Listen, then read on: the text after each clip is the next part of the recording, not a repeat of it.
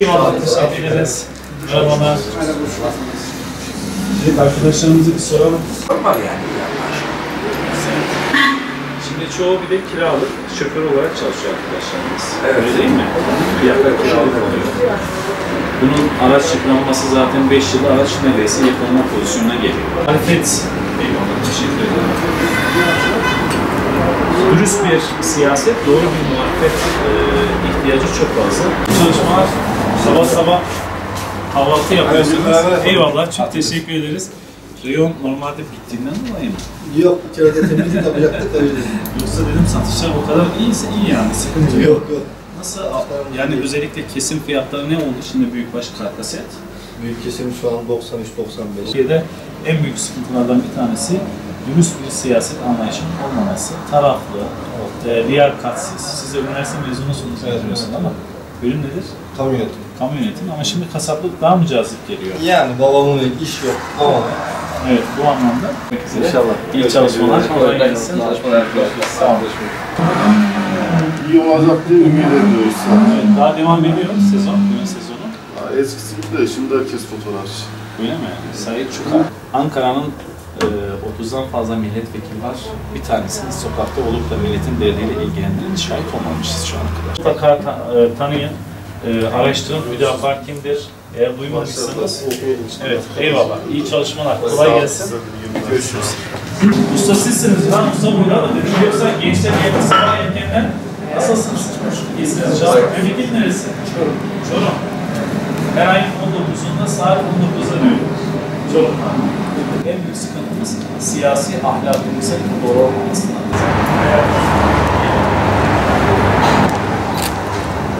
Nasılsınız? Eyvallah. Hoş geldiniz. Kolay gelsin. Nasıl inşaat bizim? Hocamız inşaat mühendisi olduğunda sizden belli bir miktar talep ediyor. Tabii ki. Böyle şeyler çok fazla olmuş.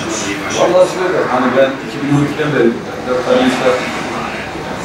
Şu anki yaptığımız iş, yani Türkiye'de tamamen böyle partizanlık, kardeşlik bir sisteme karşı var ya. Söylemeye baktık. Yan tarafa Eczacı değilim ama çalışanıyım. Evet, çalışansınız. Doktor yazmış ama fiyat fazla çıktı diye almama ya da bir kısmını almama durumu şu an ne diyor? Şey diyorlar yani niye bu kadar çok çıkıyor? Farklarından diyorlar ileride. Kurs fiyatları da arttı sanki değil mi? Henüz artmadı. Yılbaşına inşallah. Yılbaşına artacak. Artacak. Ha, siz artmasını istiyorsunuz. Masraflar çoğaldı. Masraflar çoğaldı. Hiç olmaz tabii. Ne durumda perde sektörü? Şimdi şey vardı, zengin vardı, orta kesim vardı, fakir vardı. Şimdi orta kesim kalmadı, zengin ve fakir.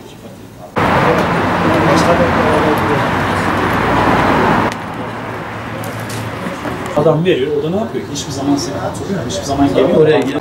30 bin lira sermaye hediyesi. Okutmasa, Sermaye doğru söylüyorum. Okutmasa çocuk perişan olacak. Ben perişanım, o da perişan olacak. Gerçekten. Bize görmek istemese de sosyal medya var. Mutlaka partimizi takip edin. Siyaset çizgisini söylemi nedir? Size ümit vaat ediyorum. Burada da kontrol edebilirsiniz. Ya biz ümitten de geçtik. Hayatta kalalım yeter. Eyvallah. Vallahi hayatta kalırsak yeter. Şükür. Allah'a emanet. Görüşmek üzere. Sağ olasın. Sağ olun. Nasılsınız? Nasıl işler nasıl? elhamdülillah. Ankara'daki Gümüşhane'de müteahhitlik yapıyor değil mi? Sen bir arkadaş mutlaka desteğinizi bekleriz. Farkımızı Allah memnunlar çıkar. eksik de biliyorsanız eksiği de tamamlayın. Sosyal medyada Hüdapar kimdir? Faaliyetleri nedir? Çalışmalar. Vallahi çok takip ediyorum. Eyvallah. Siyasetin içindeyim biraz. Eyvallah. Allah'a emanet. Görüşmek üzere. İyi çalışmalar. Sağ olun. Reklam edeyim. Yani şimdi az. Kışa doğru belki alışır. Ya insanlar alamıyor ki, hiç yok. Biz de alamıyoruz. Hazır Var yem koyalım, arttı artık. Herkes Aynen hazır öyle, yem aynen yapıyor. öyle.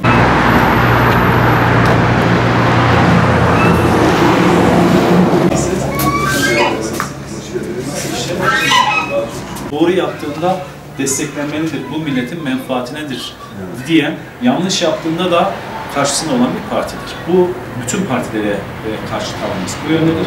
Türkiye'nin belki de en büyük ihtiyacı siyasi, etik ve ahlakı zayıflamış olmasıdır. Şey başkanımız avukattır, ben de avukatım. Anladım. Biz bu tür şeylerle karşı karşıya çok fazla kalıyoruz. Eyvallah. Merhaba. Nasılsınız? Evet, kombi. Evet. Valla okul yok mu? Okuldan sonra geliyoruz. He? Okuldan sonra geliyoruz. Ha, okul devam ediyor. Evet. İyi, nasıl işler? Güzel şişe. İyi, Allah kolay gelsin. Okul nasıl gidiyor? İyi. İyi, başarılar. Görüşmek üzere. Merhaba, nasılsınız? İyisiniz inşallah. Berberlik mesleği öğreniriz diyoruz ama bilmiyorum, öyle mi? Bize parti olarak dağıtırız. Bu anlamda meclise de olmasak da meclisin dışında şu an ona meclis olmayan mesele inşallah. Siyaset üreten, siyaset yapan hükümetin ya da diğerlerinin olsun. Kimden doğru kimden gelirse doğru, yanlış kimden gelirse ters alınan bir siyasi partisi. Evet. Nasıl işler? Ne durumda? Bekliyoruz yani bizimki biraz daha böyle küçük.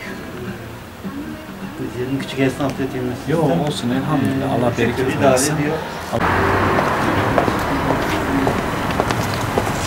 Allah işinizi rast gelsin. Çok teşekkür, çok memnun oldum. Rabbim sizinle olsun inşallah. Eyvallah. Kardeşim görüşmek üzere. Allah emanet. Görüşürüz inşallah.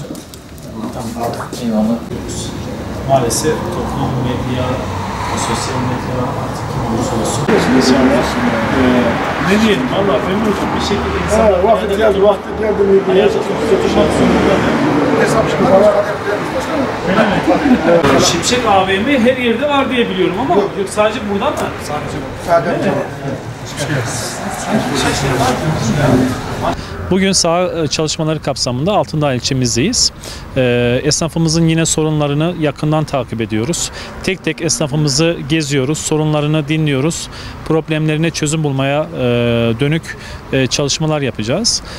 Ciddi anlamda olumlu destek aldık. Esnafımızın yine sorunlarını tek tek gezerek not ediyoruz. Sorunlarını tek tek dinliyoruz. Esnafımızın sorunları aynı sorunları devam ediyor. Yine müşterisizlik, ekonomik sorunlar, özellikle gelir durumunun, gelir seviyesinin düşmesinden dolayı, alım gücünün düşmesinden dolayı yine ticari anlamda ciddi bir esnafta sorun var.